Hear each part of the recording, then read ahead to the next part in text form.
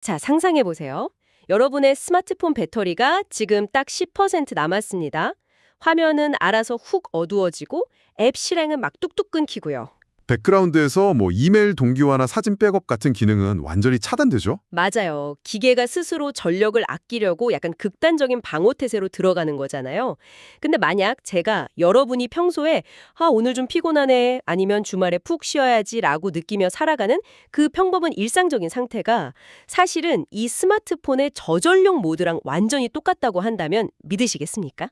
아마 대부분 안 믿으시겠죠. 당장 병원에 누워있는 게 아니니까요. 그렇죠. 그래서 이번 심층 분석에서는 아주 도발적인 자료들을 좀 다뤄보려고 합니다. 우리가 멀쩡하다고 믿고 있는 현재의 몸 상태가 사실은 인체라는 하드웨어가 가동률 30% 이하로 겨우겨우 버티고 있는 생존 모드에 불과하다는 전제거든요. 네, 그게 이번 분석의 핵심 출발점입니다. 대체 이게 무슨 소리인지 감이 잘 안 오실 텐데요. 핵심은 이렇습니다.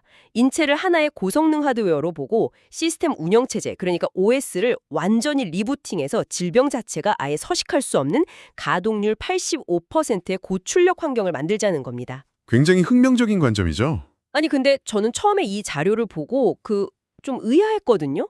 당장 입원한 것도 아니고 출퇴근 잘하고 있는데 내 몸이 30% 출력으로 겨우 생존만 하고 있다.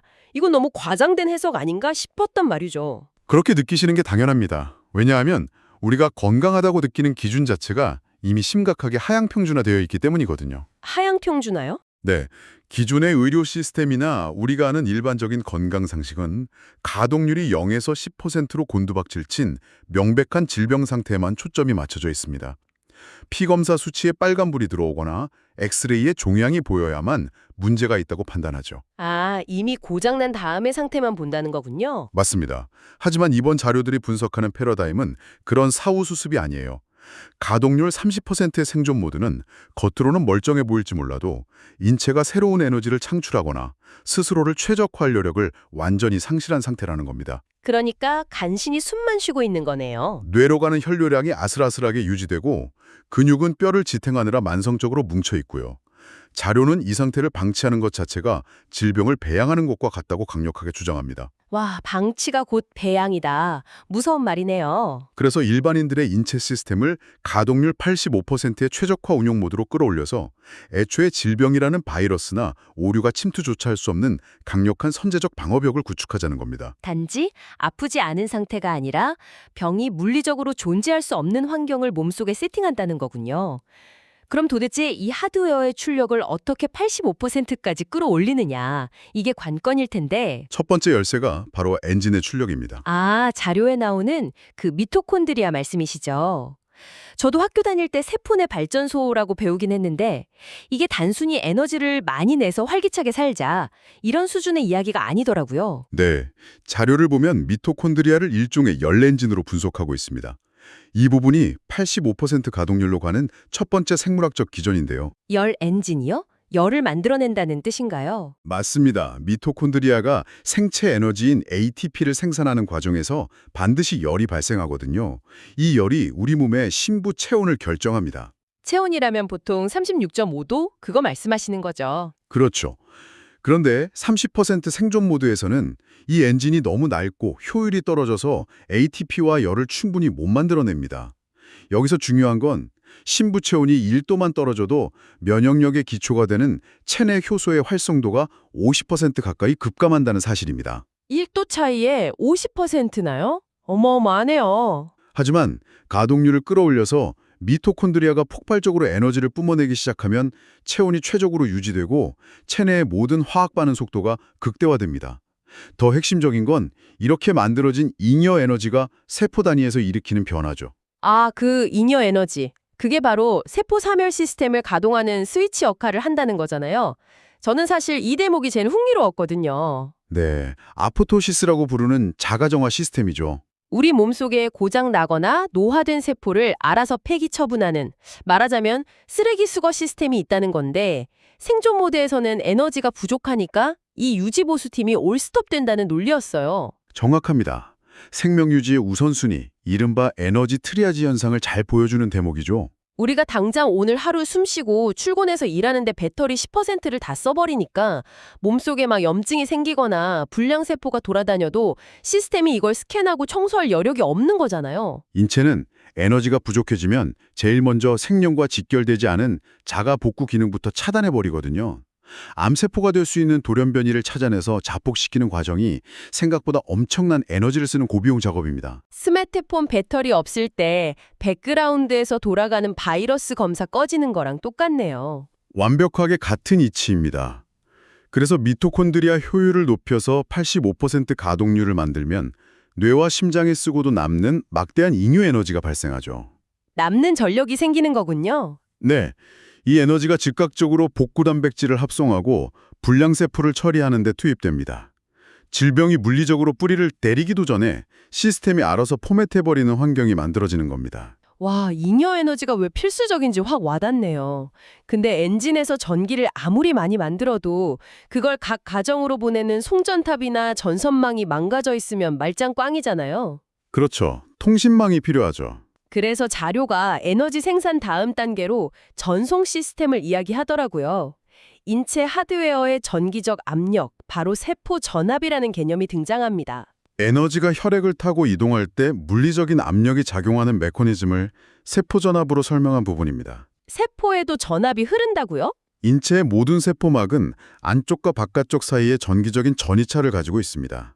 쉽게 말해 전압이죠.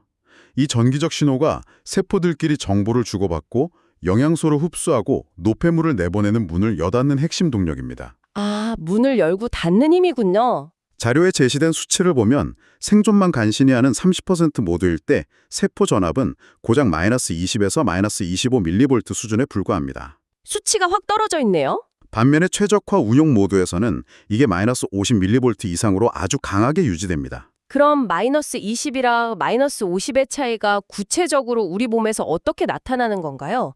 전압이 높으면 막 세포 구조가 바뀌고 그런 건가요? 세포막의 투과성 측면에서 봐야 합니다. 전압이 마이너스 20으로 떨어지면 세포막이 굳어버려요. 경직되는 거죠. 문이 안 열리는 거네요. 밖에서 아무리 좋은 산소나 영양분을 밀어 넣으려 해도 안 들어가고 내부 독소도 못 빠져나옵니다. 염증이 생겨도 주변 세포들이 전기 신호를 못 느껴서 복구 자원 투입이 한참 늦어지죠. 와, 답답한 상황이네요. 그럼 자료에서 마이너스 50mV 상태일 때는 다운타임이 사라진다고 하던데 아파서 알아눕는 시간이 없어진다는 게 이 문이 열리는 거랑 관계가 있는 건가요? 전압이 마이너스 50mV 이상으로 팽팽하게 유지되면 이온 채널이 완벽하게 작동합니다. 몸 어디에 상처가 나거나 바이러스가 들어오면 그 부위의 전압 변화를 온몸이 광속으로 감지해내는 겁니다. 아, 알람이 울리는 거군요. 네, 즉각 대식세포랑 복구 단백질이 그쪽으로 쏟아져 들어가니까 염증이 병으로 커지기 전에 싹 다 상황을 종료시켜버립니다. 대박이네요. IT 서버에서 오류가 나도 백업 시스템이 즉시 돌아서 서비스가 안 끊기는 제로 다운타임 환경, 그게 인체에 그대로 구현되는 셈입니다. 저는 이 전압 떨어졌을 때 증상으로 자료에 나왔던 브레인 포그 현상이 제일 공감 갔어요. 현대인들 달고 새는 증상이잖아요. 머리에 안개 낀 것처럼 멍하고 집중 안 되는 거. 그렇죠. 뇌기능 저하의 대표적 증상이죠. 저는 이걸 와이파이에 비유해봤거든요. 전압이 마이너스 20일 때는 카페 구석에서 와이파이가 한 칸 떴다가 끊겼다가 이러는 상태인 거예요. 뇌신경 세포들끼리 신호를 줘야 하는데 전압이 약하니까 계속 버퍼링 걸리고 감정 조절 회로도 지연되죠. 그러니까 괜히 짜증나고 감정 기복도 심해지는 거잖아요. 반대로 마이너스 50이 되면 뇌에 초고속 기가광랜이 깔리는 거죠.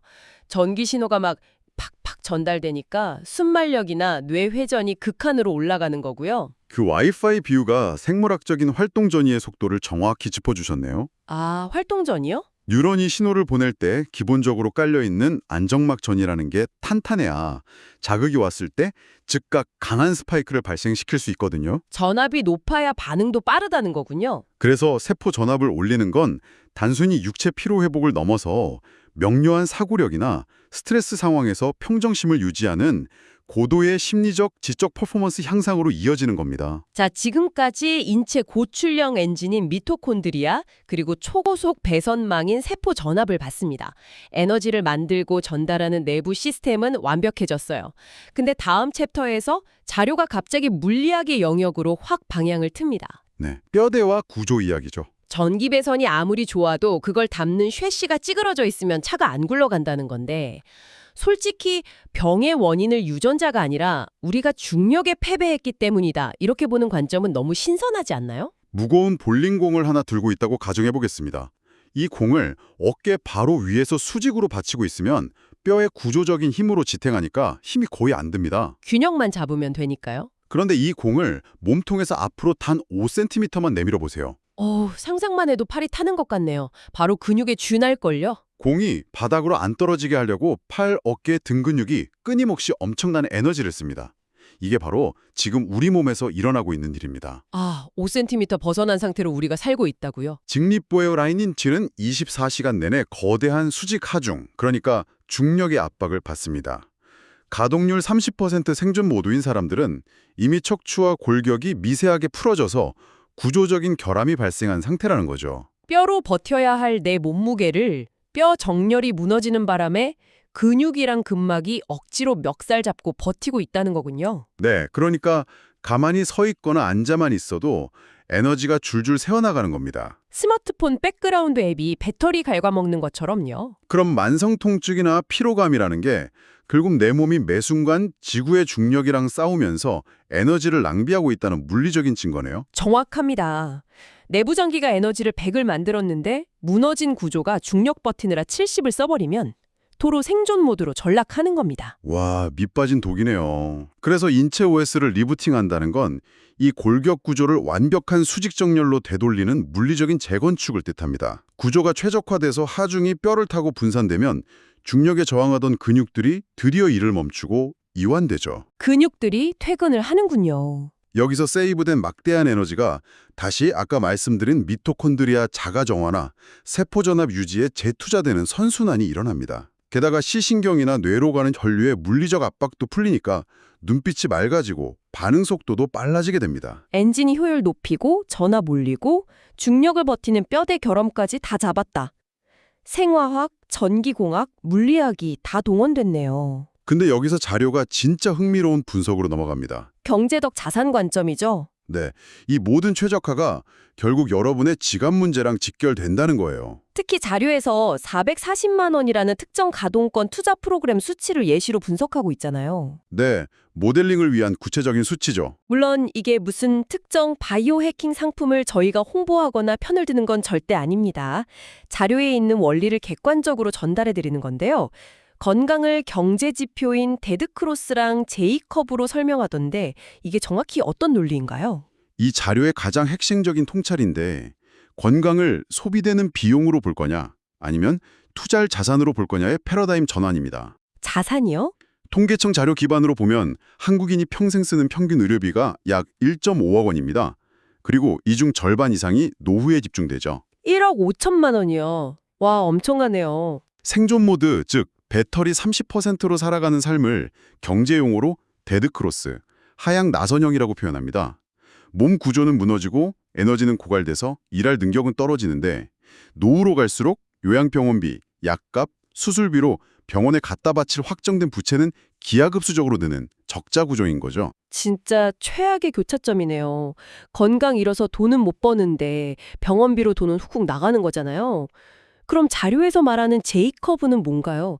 예시로 든 440만 원을 초기에 투자해서 85% 모드로 끌어올리면 어떤 이익이 생기는 거죠? 단순히 병원비 좀 아낀다 수준이 아니던데요. 철저한 투자 대비 수익률, ROA의 관점으로 접근해야 합니다. 시스템 최적화로 질병의 다운타임이 사라지고 에너지가 폭발하면 아까 말씀드린 노후에 1.5억 원 의료비 부채를 사전에 완벽하게 방어할 수 있습니다. 1.5억 원을 막는 거군요. 자료에 나온 440만 원이라는 예시는 이 1.5억 원을 방어하기 위해 필요한 초기 하드웨어 정비 비용의 한 가지 모델을 산출한 겁니다. 단순 수익률로만 쳐도 34배에 달하는 엄청난 자산 방어 효과죠. 와, 34배의 수익률이면 당장 투자해야 하는 거 아닌가요? 게다가 이게 끝이 아닙니다. 뇌 기능이 최적화되고 체력이 늘어나면 나이 들어서도 간병인 없이 독립적으로 살 수 있는 건강 수명이 늘어나잖아요. 그렇죠. 알아놓지 않으니까요. 그 늘어난 시간 동안 창출되는 생애소득 증대분까지 합치면 이건 내 몸이라는 인적 자본의 가치를 극대화하는 아주 공격적이고 확실한 미래자산 투자가 되는 겁니다. 늙고 병들어서 의료 시스템에 질질 끌려다니며 돈 내는 삶이 아니라 선제적으로 투자해서 내 하드 의료 통제권도 쥐고 생애소득까지 알아서 창출해내는 자산가로 살자는 거군요. 정확합니다. 자, 오늘 다룬 심층 분석 내용이 정말 방대했는데 결국 하나의 방향을 가리키고 있습니다. 열 엔진인 미토콘드리아를 쌩쌩하게 돌려서 고장난 세포를 청소하고 전압을 마이너스 50mV로 당겨서 즉각적인 방어벽을 치고 중력 때문에 에너지가 줄줄 새는 구조적 결함까지 고치는 것. 이 세 가지가 맞물려 돌아가는 거죠. 이렇게 인체를 85% 운용 모드로 리부팅하는 게 단순히 건강 챙기기를 넘어서 미래 의료비 1.5억을 방어하고 내 삶의 주도권을 되찾는 전략이라는 점을 짚어봤습니다. 이 시점에서 여러분께 마지막으로 아주 묵직한 화두를 하나 던지고 싶습니다. 오, 어떤 건가요? 만약 오늘 자료가 제시한 대로 전 인류가 인체 가동률을 85%로 완벽히 끌어올렸다고 가정해보죠. 질병의 공포나 만성 피로에서 완전히 해방된다면 어떨까요? 상상만 해도 활기가 넘치겠네요. 그렇다면 인류가 역사적으로 겪어온 수많은 지적 한계나 판단의 실패들, 심지어 우리가 일상에서 욱해서 내리는 감정적인 결정들조차 사실은 인간이라는 종의 한계가 아니라 늘 30% 생존 모드에 갇혀 있어서 발생한 생물학적 시스템 오류는 아니었을까요? 와, 인간의 성향 문제가 아니라 배터리 부족 오류였다고요? 는 시대가 온다면 과연 인류의 성취는 어디까지 뻗어나갈 수 있을까요? 인간의 생물학적 한계가 곧 역사의 한계였을지도 모른다는 정말 섬뜩하면서도 웅장한 질문이네요. 여러분, 오늘 여러분의 배터리 상태는 어떻습니까? 화면 껌벅거리며 억지로 버티는 30% 생존 모드입니까? 아니면 초고속으로 뻗어나갈 85% 운용 모드입니까? 선택은 스스로의 몫이죠. 맞습니다. 설정 메뉴에 들어가서 리부팅 스위치를 누를 권한은 바로 여러분 자신에게 있습니다. 오늘 깊숙이 파헤쳐보니 관점들이 여러분의 일상의 새로운 돌파구가 되길 바라며 이번 심층 분석은 여기서 마치겠습니다. 함께해 주셔서 감사합니다.